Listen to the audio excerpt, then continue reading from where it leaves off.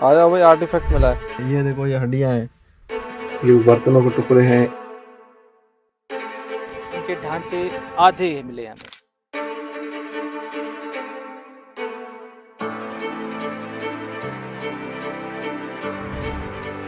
मरने के बाद ये बंदा उठेगा।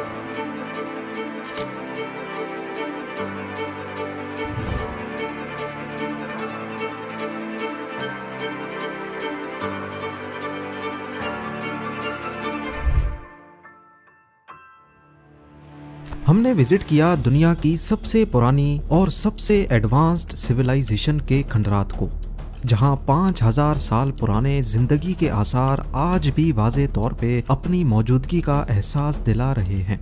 उस ज़माना कदीम में इतनी शानदार टाउन प्लानिंग देखकर इंसानी दिमाग दंग रह जाता है। जिस ज़माने में एंशिएंट इजिप्शियंस अपने फ़ैरोज़ की पूजा करने में मसरूफ़ थे, उसी ज़माने में ये पक्के घर ना सिर्फ पक्के बल्कि डबल स्टोरी घर, अटैच और public bathrooms, modern jacuzzi style के waterproof pools, roads, sewerage system और नई टेक्नोलॉजी बनाने में मसरूफ़ थे। पर जानना ये है कि ये सब आखिर दुनिया के इस कोने में कैसे किया जाता था। हम किसी और की नहीं, मोहनजोदड़ो की बात कर रहे हैं। ये इंडस वैली सिविलाइजेशन की वो एडवांस्ड सिटी थी जिसने एक्सपर्ट्स को अभी तक पहेलियों में जकेड़ रखा है। ये कौन लोग थे, क्या खाते थे, किसको पूछते थे? जहां दुनिया एंशिएंट ग्रीक्स और इजिप्शियंस की लैंग्वेज को डिकोड करने में कामयाब हुई, वहीं इंडस वैली के लोगों की लैंग्वेज को अभी तक क्यों डिकोड नहीं किया जा सका? क्या इसको जानबूझकर इनक्रिप्टेड रखा गया था? 5000 साल पहले कड़ी मंसूबाबंदी से इतना जदीद शहर कैसे बनाया गया? उस दौर में इंडस वैली सिविलाइजेशन का 4000 किलोमीटर दूर एंशिएंट इजिप्शियंस के साथ कौन सा सीक्रेट कनेक्शन था? और सबसे बढ़कर इतना सब कुछ होने के बावजूद भी ये लोग कहाँ चले गए? ज़ेम टीवी की वीडियोस में एक बार फिर से खुशामदीद। नाजरीन, ये बात है दिसंबर 1922 की, जब Indian archaeologist RD. Banerjee waste India में मौजूद इंडस रिवर के किनारे शिकार पर निकले थे। उनको एक इंतहाई खूबसूरत रेड स्पॉटेड हिरन दिखा। उन्होंने अपना घोड़ा उसके पीछे भगाया, लेकिन हिरन पास में मौजूद एक जंगल के अंदर जाकर कहीं गायब हो गया। उसका पीछा करते करते आर.डी. बनर्जी थक चुके थे और उन्होंने एक दरख्त के नीचे आराम करने का फैसला किया। इसी दौरान उनका पैर एक तेज धार वाले ब्लेड से लगा। पहली नजर में ये नॉर्मल पत्थर लग रहा था, लेकिन मुआयना करने पर मालूम पड़ा कि ये 4500 साल पहले ब्रॉन्ज एज में इस्तेमाल होने वाला एक फ्लिंट स्क्रैपर था। उस वक्त ये ब्लेड जानवरों की खाल उतारने या मुख्तलिफ चीजों को काटने के लिए इस्तेमाल किया जाता था। इस गुंजान जंगल के बीच से फ्लिंट स्क्रैपर का मिलना आर.डी. बनर्जी के लिए काफी हैरत का बायस बना। लिहाजा उन्होंने इस जगह को इन्वेस्टिगेट करना शुरू किया। इतने में बैलगाड़ी पे एक लोकल शख्स आया और जंगल के एक हिस्से में से कुछ सामान निकालकर बैलगाड़ी में लोड करने लगा। उन्होंने देखा कि ये बनी बनाई ईंटें यानी ब्रिक्स थीं, जो वो अपने घर में इस्तेमाल करने के लिए लेके जा रहा था। इस मौके पर आर.डी. बनर्जी, जो कि वैसे ही आर्कियोलॉजी की फील्ड में काफ़ी एक्सपीरियंस रखते थे, वो ये समझ चुके थे कि जिस जंगल के ऊपर वो खड़े हैं उसके नीचे ज़रूर आसारे कदीमा का कोई शहर धसा हुआ है। उन्होंने अपनी टीम के साथ वहीं अपना कैंप लगा लिया, कुछ लोकल्स को हायर किया और अगले 4 महीनों तक यहाँ खुदाई करते रहे। आने वाले 4 महीनों में बनर्जी को यहाँ से जो कुछ मिलने वाला था वो आर्कियोलॉजी की दुनिया में तहलका मचाने के लिए काफ़ी था। जंगल के नीचे से स्टैम्प्स मिली जिन पर ना समझ आने वाले कैरेक्टर्स और कुछ जानवर बने हुए थे। उन्होंने स्टैम्प्स के इम्प्रेशन अपने सीनियर सर जॉन मार्शल को भिजवा दिए, जो उस वक्त आर्कियोलॉजिकल सर्वे ऑफ इंडिया के डायरेक्टर जनरल थे। बेशक ये स्टैम्प्स हजारों सालों के बाद जमीन से निकाली गई थीं, लेकिन सर जॉन मार्शल इनके इम्प्रेशंस पहले भी कहीं देख चुके थे। जी हाँ, आर.डी. बनर्जी जिस जगह पर मौजूद थे वो मोहनजोदड़ो था, जबकि 2 साल पहले यहाँ से 600 किलोमीटर नॉर्थ में हड़प्पा से ऐसी ही हूबहू stamps Indian archaeologist Dayaram Sahni को भी मिली थी। ये एविडेंस इस बात को साबित करने के लिए काफी था कि मोहनजोदड़ो और हड़प्पा में रहने वाले लोग एक ही सिविलाइजेशन के दो अलग अलग शहरों में बसते थे। शुरुआत में इसको हड़प्पन सिविलाइजेशन का नाम दिया गया, लेकिन वक्त के साथ साथ आर्कियोलॉजिस्ट को इस सिविलाइजेशन के दूसरे छोटे बड़े गांव मिलना शुरू हुए। इनमें से ज्यादातर इंडस रिवर के किनारे पाए गए। यही वजह थी कि बाद में इसको इंडस वैली सिविलाइजेशन का नाम दिया जाने लगा। लेकिन इंडस सिविलाइजेशन सिर्फ इंडस वैली तक ही महदूद नहीं थी। बलूचिस्तान में मकरान के कोस्ट से लेकर ईस्टर्न अफगानिस्तान, यमुना रिवर और गुजरात से लेकर नॉर्थ पाकिस्तान में भी इंडस सिविलाइजेशन के निशानात पाए गए हैं। कुल मिलाकर इस पूरे एरिया में इंडस सिविलाइजेशन की 1400 से ज्यादा छोटी बड़ी सिटीज मिल चुकी हैं, लेकिन चंद माहिरीन के मुताबिक ये नंबर 3771 तक जाता है। यानी इंडस सिविलाइजेशन ईस्ट से वेस्ट 1600 किलोमीटर तक और नॉर्थ से साउथ 1100 किलोमीटर तक फैली हुई थी। इस पूरे ऑक्यूपाइड एरिया का अगर उस वक्त की इजिप्शियन और मेसोपोटामियन सिविलाइजेशन से कंपैरिजन किया जाए तो इंडस सिविलाइजेशन इन दोनों के कंबाइंड एरिया से भी ज्यादा बड़े एरिया पर फैली थी। एक रफ एस्टीमेट के मुताबिक इस पूरी सिविलाइजेशन में 50 लाख लोग बसते थे। मोहनजोदड़ो ना सिर्फ इंडस वैली सिविलाइजेशन की सबसे बड़ी सिटी थी, बल्कि दुनिया में सबसे पहले बनाई जाने वाली एडवांस्ड सिटीज में भी ये पहले नंबर पर आती है। इसको ये नाम यहाँ के लोकल लोगों ने दिया है। सिंधी लैंग्वेज में टीले को कहते हैं दड़ो और मोहन का मतलब है मरे हुए, यानी मरे हुओं का टीला। 1925 से लेकर 1964 तक यहाँ एक्सकवेशंस का काम चलता रहा। 633 एकड़ पे फैले मोहनजोदड़ो के सिर्फ 10% एरिया को एक्सकवेट किया गया है और सिर्फ इसी में ही जो कुछ बाहर आया वो इस शहर में रहने वालों की सोच और रहन सहन की एक क्लियर पिक्चर जाहिर करता है। 5000 साल पहले इन्होंने अपने लिए एक प्लान्ड सिटी बनाई थी।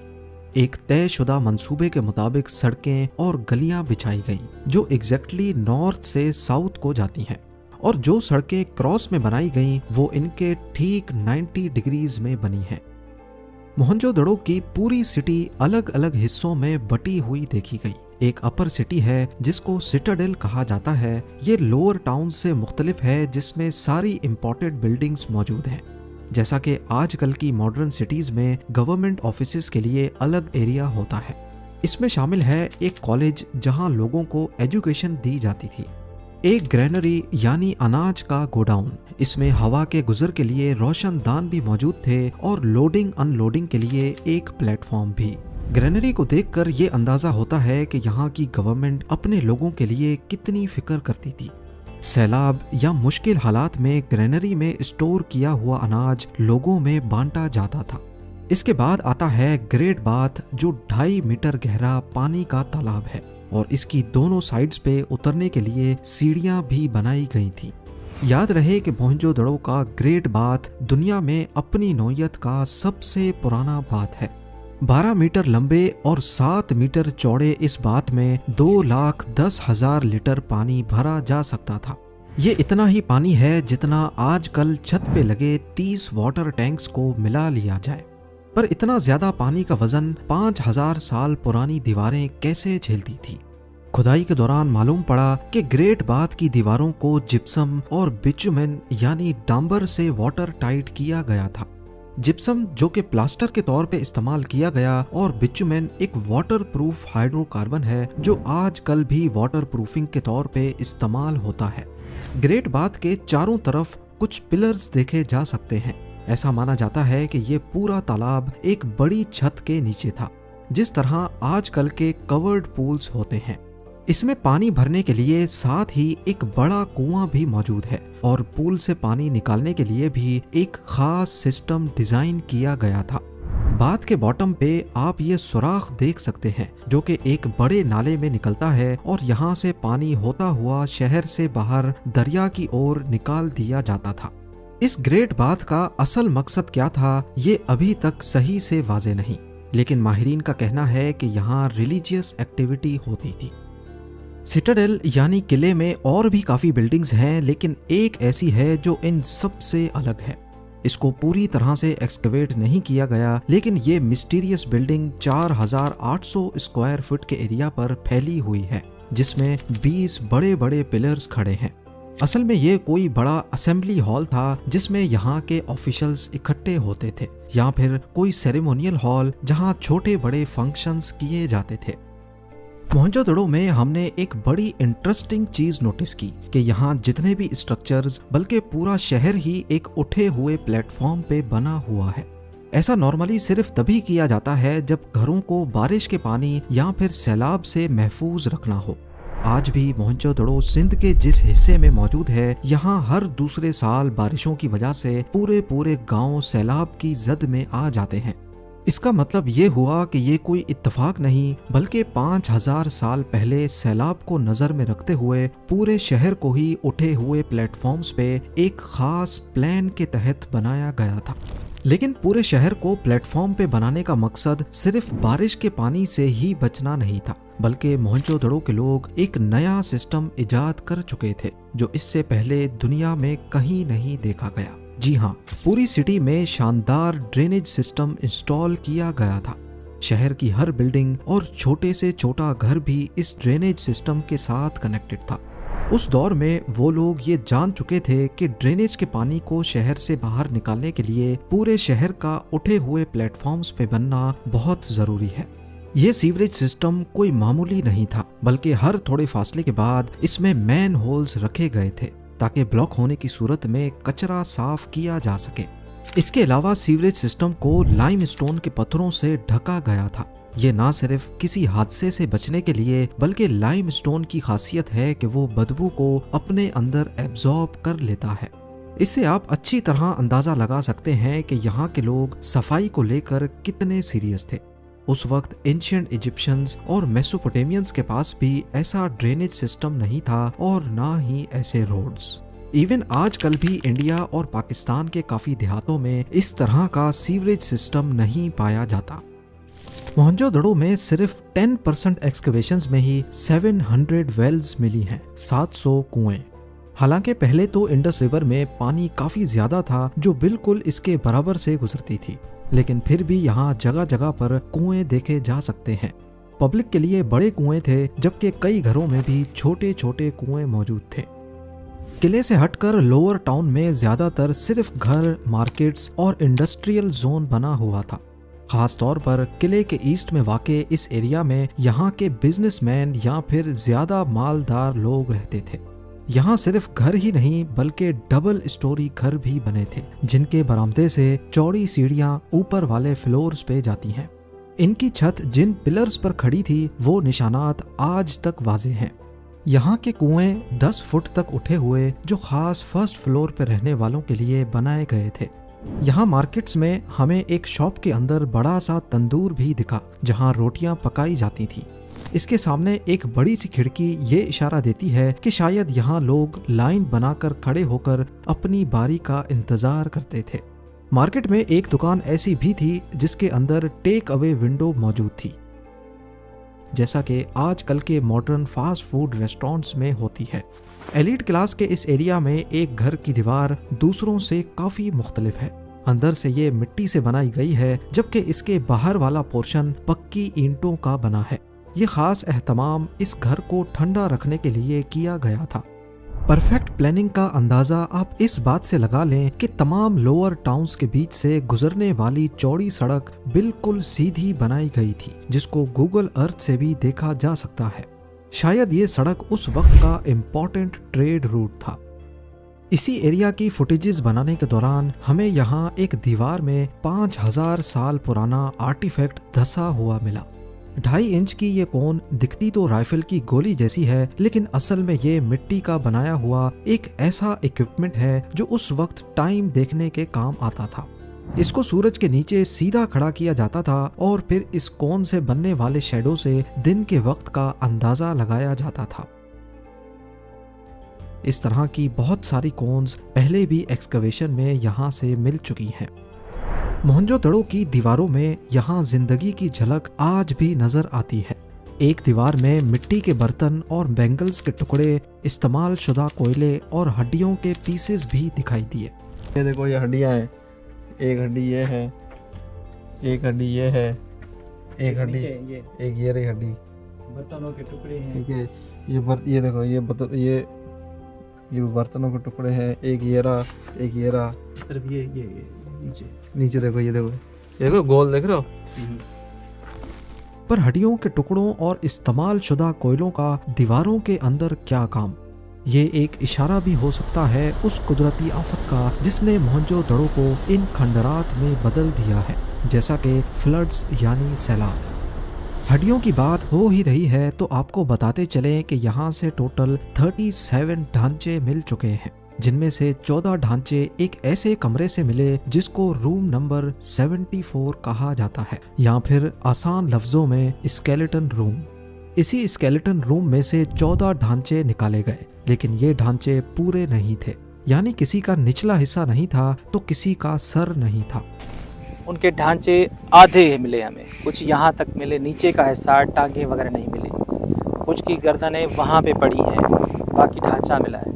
कुछ की जो है ये जो है क्या कहते हैं, बाजू कटे हुए मिले, कुछ ज़ख्मी मिले हुए हैं। मतलब they are totally injured and beheaded and wounded badly। इस मंजर की ब्लैक एंड व्हाइट फोटो आज भी म्यूजियम में पड़ी है। पर सवाल ये है कि सिर्फ एक ही रूम में इतनी लाशें क्यों रखी गई थी? क्या ये लोग दब कर मर गए या फिर मरने के बाद इनको यहाँ लाकर किसी ने रखा था? इस बारे में कुछ भी कहा नहीं जा सकता। इसी एरिया में घरों के दरमियान गुजरने वाली एक गली है जिसको डेड मैन लेन का नाम दिया गया है, क्योंकि यहाँ से भी एक बिना सर के ढांचा मिला था। HR एरिया के बराबर में VS एरिया है, जहाँ एक अनोखा कमरा मौजूद है। इसी कमरे की जमीन पर ईंटों से गोल गोल होल्डर्स बने हैं और इसी कमरे में एक कुआं भी मौजूद है। ऐसा मालूम होता है कि इन होल्डर्स में कोई बर्तन या बड़ी कढ़ाई रखी जाती थी। कमरे में एक ड्रेन होल भी देखा जा सकता है। अमेरिकन आर्कियोलॉजिस्ट मार्क कैनोअर का मानना है कि ये कोई रेस्टोरेंट भी हो सकता है, लेकिन ज्यादा चांसेस हैं कि ये कपड़ा डाई करने वाले की वर्कशॉप थी। कपड़ा डाई करने के प्रोसेस में गर्म पानी के अंदर रंग और कपड़े को डाला जाता है। उबलते हुए पानी के प्रेशर से रंग आसानी से कपड़े के अंदर अंदर तक चढ़ जाता है। आपको ये जानकर हैरत होगी कि आज भी सिंधी अजरक इसी प्रोसेस के थ्रू बनाई जाती है, जिसकी कड़ियाँ 5000 साल पहले मोहनजोदड़ो से ही मिलती हैं। 1925 में यहाँ से मिलने वाले प्रीस्ट किंग के स्कल्पचर को भी कंधे पर एक अजरक जैसी शॉल पहनी हुई है। पर क्या ये प्रीस्ट किंग वाकई मोहनजोदड़ो का रूलर या बादशाह था? मोहनजोदड़ो से मिलने वाले स्कल्पचर को देखा जाए तो इसमें एक शख्स की साफ सुथरी दाढ़ी है। इसने सर पर बैंड पहन रखा है, बालों पर कंघी, बाजू पर पत्थर, कांधे पर प्रिंटेड शॉल रखी है और इसकी आंखें बंद पड़ी हैं। इसका ये होलिया देखकर किसी ने कहा ये प्रीस्ट यानी पुजारी लगता है जो पूजा करने में मसरूफ है, लेकिन कुछ लोगों का ख्याल था कि ये यहाँ का किंग लगता है। इन दोनों ओपिनियंस को मिक्सअप करके इसका नाम प्रीस्ट किंग ही पड़ गया। असल में ये इतना बड़ा नहीं, सिर्फ 6 इंच का छोटा स्कल्पचर था और इसका निचला हिस्सा आज तक मिसिंग है। इसी तरह मोहनजोदड़ो का शोहरत पाने वाला दूसरा स्कल्पचर इस डांसिंग गर्ल का है। इसको देखकर ऐसा मालूम होता है कि ये डांस करने की पोजीशन में है। एक्सकवेशन के बाद ये दोनों स्कल्पचर्स काफी अरसे तक आर्कियोलॉजिकल सर्वे ऑफ इंडिया के हेडक्वार्टर्स न्यू दिल्ली में पड़े रहे, लेकिन फिर 1970s में पाकिस्तान के प्रेसिडेंट जुल्फिकार अली भुट्टो ने Indian prime minister Indira Gandhi से रिक्वेस्ट की कि ये दोनों स्कल्पचर्स पाकिस्तान को वापस किए जाएं। इंदिरा गांधी ने भुट्टो को कहा कि ये डांसिंग गर्ल तो हम नहीं दे सकते, पर आप इस मौलवी साहब को ले जा सकते हैं। उस दिन के बाद से इसकी कॉपी कराची म्यूजियम में पड़ी है, जबकि ओरिजिनल स्कल्पचर खराब ना हो इसी वजह से उसको प्रिजर्व करके कहीं छुपा कर रखा है। मोहनजोदड़ो और इंडस वैली के लोग काफी टैलेंटेड यानी हुनरमंद थे। इन्होंने टेक्नोलॉजी अपनाई नहीं बल्कि इजाद की थी। इनका मेन इनकम सोर्स एग्रीकल्चर था। इंडस रिवर के बहाव की वजह से यहाँ की जमीन काफी जरखेज थी। ये लोग वीट, बार्ले यानी गेहूं और जौ के साथ साथ केला, खरबूज और मटर की फसलें भी लगाते थे। पर इनकी सबसे बड़ी कामयाबी कपास की खेती थी। यहाँ तक कि उस वक्त इजिप्ट और मेसोपोटामियन सिविलाइजेशन में भी कपास का कॉन्सेप्ट नहीं था। इंडस वैली में कपास की प्रोडक्शन मोहनजोदड़ो से भी 2000 साल पहले यानी आज से 7000 साल पहले की गई थी। कपड़े के असल टुकड़े चांदी के गुलदान और तांबे की चीजों के ढक्कन से जुड़े हुए पाए गए। इनके टैलेंट का अंदाजा यहाँ इस्तेमाल होने वाली ईंटों से भी लगाया जा सकता है। उस जमाना कदीम में उन्होंने एक ही साइज की ईंटें बनाई थी। पहले ये लोग ईंटों को सूरज की गरमाइश में पकाते थे, लेकिन बाद में इन्होंने भट्टी में ईंटें पकाने की टेक्नोलॉजी इजाद की। पर सवाल ये है कि इतनी ज्यादा ईंटें पकाने के लिए ये लकड़ी कहाँ से लाते थे। मोहनजोदड़ो का एरिया तो खुश्क साल लगता है, पर ये हमेशा ऐसे नहीं था। पहले ये पूरा एरिया घने जंगलात से भरा होता था और बीच में इन्होंने अपना शहर बसाया हुआ था, और ये जंगल ही था जो इनको सैकड़ों टन जलाने के लिए लकड़ी फराहम करता था। इन सब चीजों के साथ साथ यहाँ से मिलने वाले आर्टिफैक्ट्स भी इस सिविलाइजेशन की हुनरमंदी का सबूत देते हैं। ब्रॉन्ज से बनाया गया मिरर और लकड़ी से बनी कंघी, मिट्टी और ब्रोंज से बनी ज्वेलरी, तांबे से बनी कुल्हाड़ी, मछली पकड़ने का कांटा, कपड़ा सीने की सुई, सुरमादानी, मसाला पीसने के लिए पत्थर, पेंटेड पॉट्स, बाथ टब, तरह तरह के बच्चों के खिलौने जिसमें बॉल्स और लट्टू भी शामिल हैं, मुख्तलिफ सील्स जिससे ठप्पे लगाए जाते थे, और सबसे बढ़कर वेट स्टोन्स।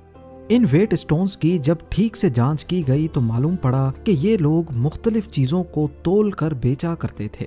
इनका जो छोटे से छोटा वेट है उसका वजन आज एग्जैक्टली 0.856 ग्राम्स बनता है, और सबसे कॉमन वेट 13.7 ग्राम्स का।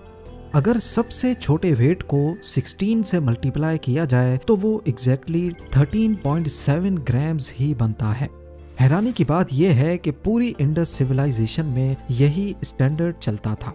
जहां से भी ऐसे वेट्स मिले हैं उन सब का एक जितना ही वजन था। यानी इसका मतलब तो ये हुआ कि यहाँ के लोग अपनी इकोनॉमी और बिजनेस को लेकर भी काफी सीरियस थे। तो अब सवाल उठता है कि क्या ये लोग आपस में ही चीजों की लेन देन करते थे या फिर बाहर की दुनिया से भी इनका कोई सीक्रेट कनेक्शन था। इस राज से पर्दा तब उठा जब जॉन मार्शल ने हड़प्पा और मोहनजोदड़ो से मिलने वाले आर्टिफैक्ट्स को इलस्ट्रेटेड लंदन न्यूज़पेपर में पब्लिश करने का फैसला किया। ये आर्टिकल 20 सितंबर 1924 को इलस्ट्रेटेड लंदन में छपा, और यही वो पॉइंट था जब दुनिया पहली बार इस सिविलाइजेशन का नाम सुन रही थी। वरना इससे पहले लोग सिर्फ मेसोपोटामियन और इजिप्शियन सिविलाइजेशन के बारे में जानते थे। इस आर्टिकल को पढ़ने और मुख्तलिफ आर्टिफैक्ट्स की तस्वीरें देखने के बाद इराक से ताल्लुक़ रखने वाले आर्कियोलॉजिस्ट ने जॉन मार्शल से कांटेक्ट किया। उनका कहना था कि जो सील्स आपने पब्लिश की हैं वैसी ही सील्स हम मेसोपोटामियन रूइंस से भी निकाल चुके हैं।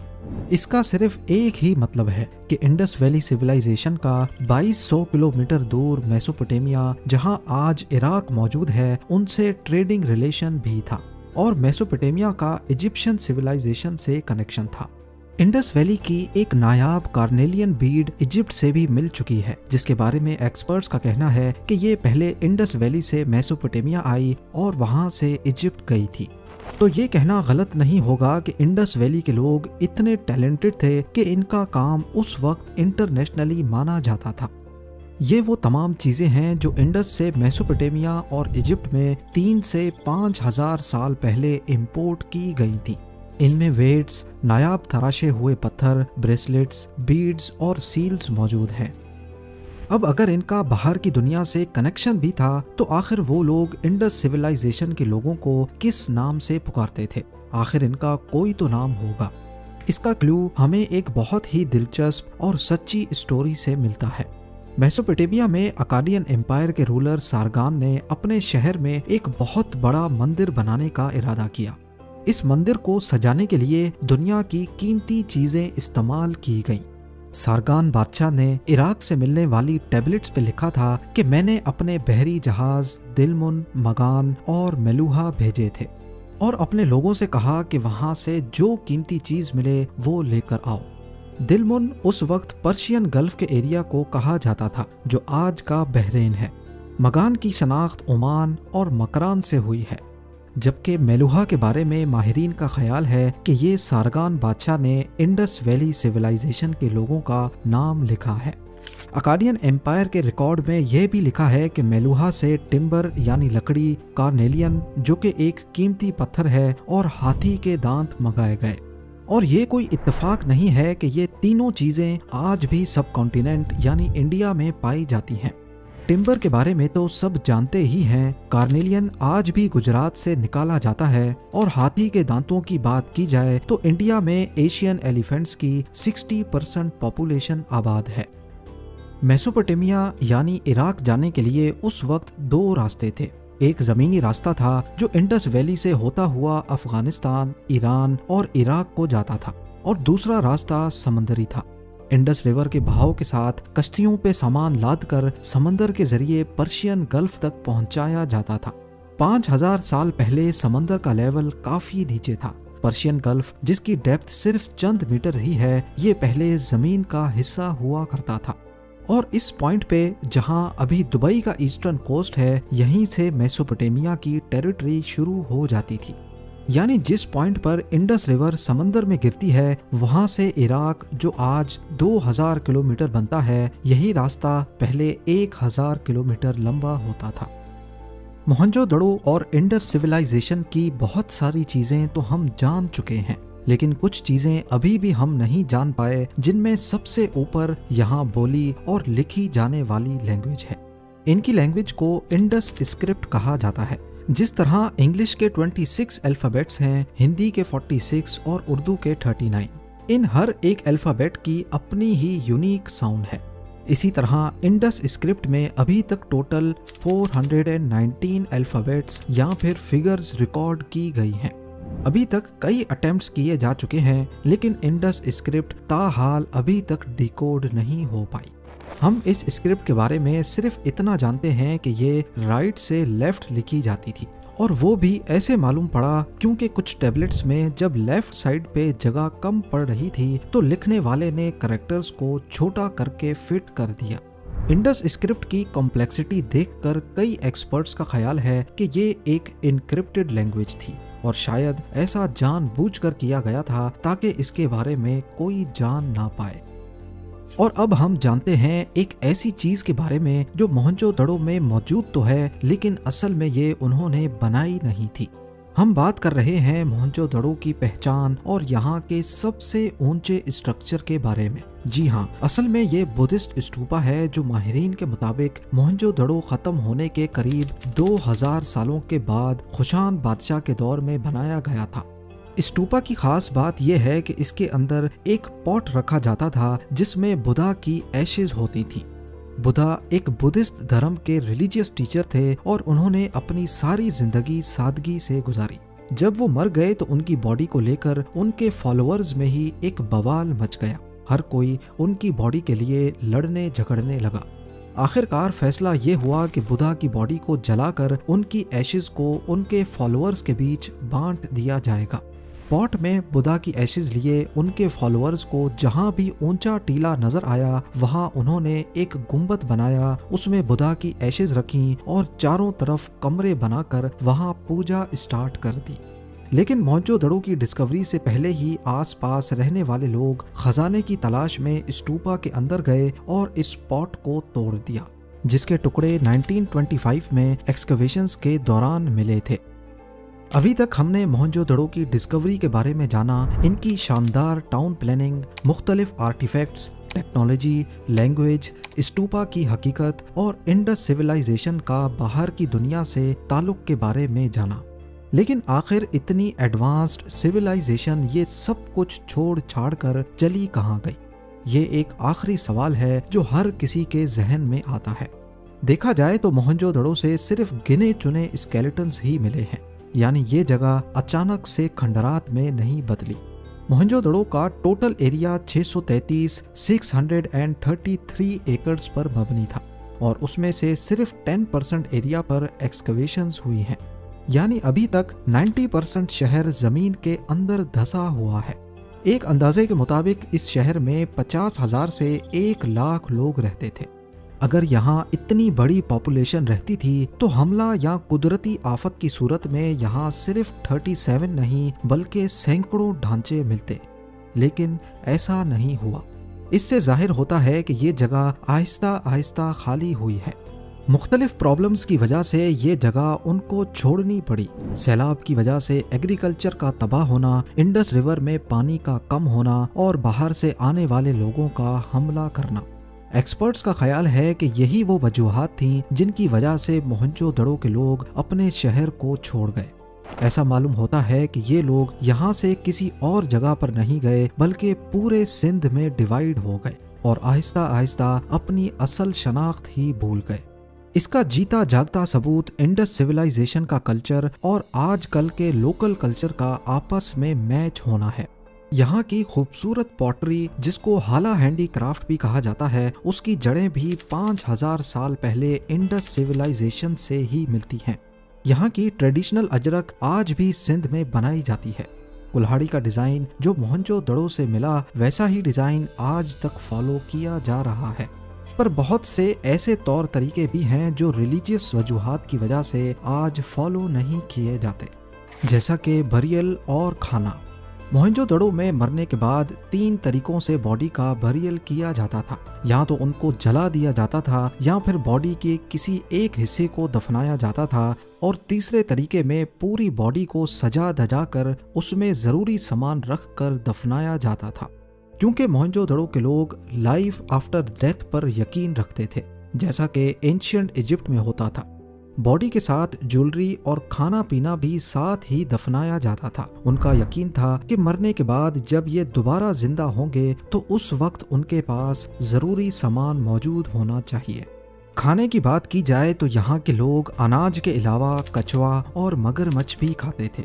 एक्सकवेशंस के दौरान कई जगह से ऐसे बर्तन मिले जिसमें कछुए के शेल्स मौजूद थे। रिसेंटली यहाँ पे काम हो रहा था 2022 में 23 में, तो काम करते करते रिपेयर का काम करते एक प्याला मिला, उसके अंदर सिक्के थे 2000 साल पुराने। अच्छा। उनका वज़न था 5.5 किलो कॉपर के, वो कुशान बादशाहों के ज़माने के। आज पाकिस्तान गवर्नमेंट ने मोहनजोदड़ो पर मजीद एक्सकवेशंस पर पाबंदी लगा रखी है, क्योंकि जो स्ट्रक्चर्स पहले ज़मीन के अंदर महफूज थे उन पर आज आबो हवा बुरी तरह असर अंदाज हो रही है। अगर इसकी रिस्टोरेशन की तरफ तवज्जो ना दी गई तो अनकरीब हम इस कदीम जेवर को हमेशा हमेशा के लिए खो देंगे।